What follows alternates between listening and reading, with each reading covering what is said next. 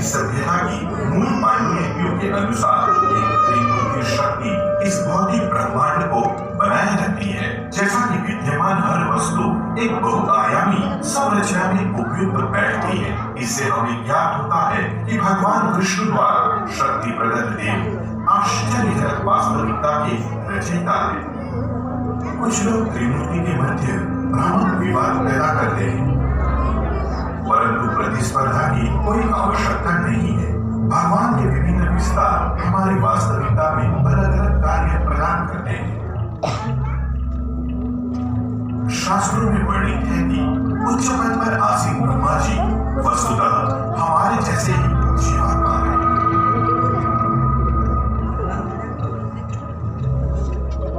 पुराणों में वर्णित है कि 7 वर्ष के बाद श्री कृष्ण की वास्तविक पहचान को समझने के लिए पृथ्वी पर परम पुरुष भगवान की आकर्षक लीलाओं के दौरान ब्रह्मा जी ने सहस्त्रों गायों एवं श्री कृष्ण के हजारों मित्रों का हरण कर लिया।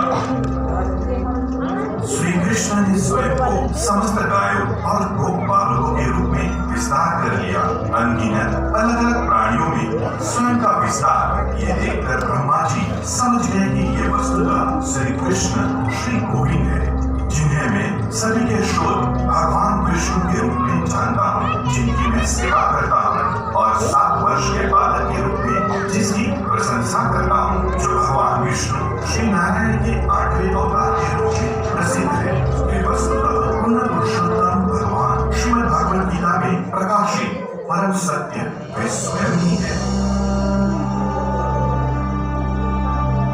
यद्यपि मैं इस भौतिक ब्रह्मांड का सृष्टा हूँ, फिर भी स्वयं आपके परम पुरुष के किशोर रूप को समझने में असमर्थ और दूसरों का क्या है।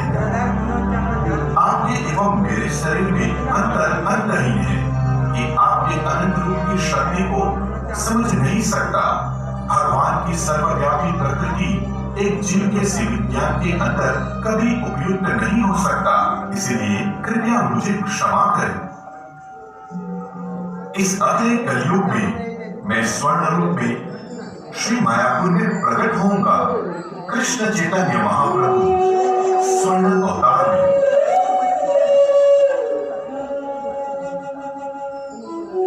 अनादिकाल से पूर्ण ज्ञान में गंगा नदी ने इस क्षेत्र की पूजा और परिक्रमा करके इस भूगोल के पीछे एक बुद्धिमान रूपरेखा एवं समय की एक अलग अवधारणा को प्रकट करते हुए श्री नवद्वीप के प्रसिद्ध 9 द्वीपों का निर्माण किया, जहाँ महाप्रभु 1448 में प्रकट हुए। प्रत्येक 9 द्वीप पुराणों में वर्णित भक्ति के 9 विधा भक्ति में से एक के अनुरूप है। प्रथम द्वीप अंतर्द्वीप भक्ति की 9वीं विधा का प्रतिनिधित्व करता है। आत्मनिवेदन परमेश्वर भगवान के प्रति आत्मा की संपूर्ण आनंद में शरणागति। कमल कणिका में स्थित प्रेम पुरुषोत्तम भगवान के औदार्यतम अवतार का जन्म स्थान, ये पावन धाम का हृदय है। जब अन्य स्थानों पर भक्ति कठिन हो जाए, श्री धाम मायापुर में श्री गौरांग एवं उनके प्रथम अलौकिक अवतार श्री गौरांग एवं उनके प्रथम अलौकिक विस्तार श्री नित्यानंद प्रभु के रूप में अवतरित श्री बलराम की कृपा से संपूर्ण शरणागति प्राप्त है।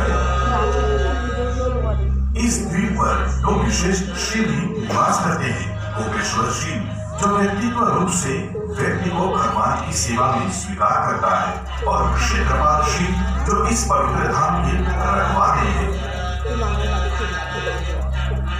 और शास्त्र में वर्णित है भगवान शिव वैष्णव में सर्वश्रेष्ठ है। ये श्रीमद् भागवत में उल्लेख है। राम, कृष्ण एवं गौरांग पर शिव जी की समाधि 2 ऊंची है, जो उनके मध्य के पारस्परिक संबंध को प्रकट करता है। द्वितीय द्वीप सीमंत द्वीप है, जो भक्ति योग की प्रथम विधि का प्रतिनिधित्व करता है। श्रवण भगवान के विषय में श्रवण।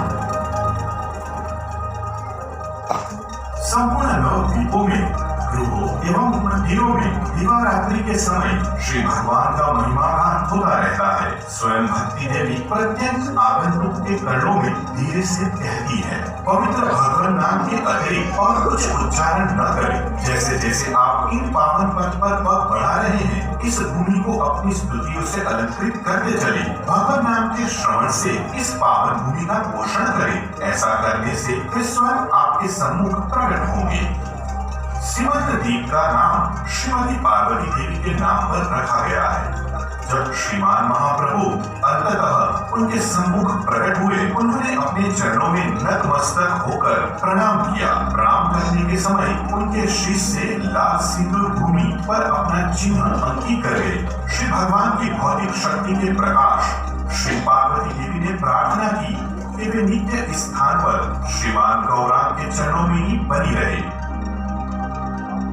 अभी तो श्रीमती राधिका से विलग्न कर देने वाले विरह में श्री कृष्ण के रूप भगवान श्री जगन्नाथ भी इस विशेष द्वीप पर पधारे हैं एवं यहाँ विराजमान होकर वे कई अतुलनीय लीलाएं कर रहे हैं।